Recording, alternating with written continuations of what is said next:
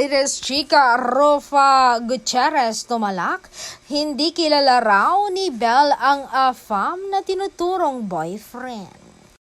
Fake news talaga ang pinalabas ng isang nag-post sa Reddit ng old picture ni Belle Mariano na kasama sina Rafa Gutierrez, Curly Garcia, Dong Ronquillo at ilang mga kaibigan. May kasama kasing AFAM sa picture. Ang caption kasi ay Belle Mariano, rumored boyfriend at naka-encircle nga yung guy. Nang tanongin naman namin si Rafa Gutierrez tungkol roon ay bumanat siya na hindi kilala ni Belle ang nasabing lalaki. Balik kuha raw yon sa The Edition Hotel sa Tokyo at almost 3 years na iyon.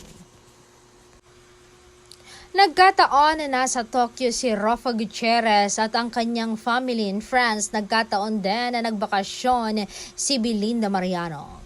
Naging co-star sina Rafa Gutierrez at Belle Mariano sa Can't Buy Me Love series ng ABS-CBN at naging close sila at inaya niyang makipagbanding sa kanila ang dalaga. Yung guy, model na friend ni Dong at isinama lang siya. Hindi sila magkakilala ni Belle. So imposible yung nakalagay sa post na iyon.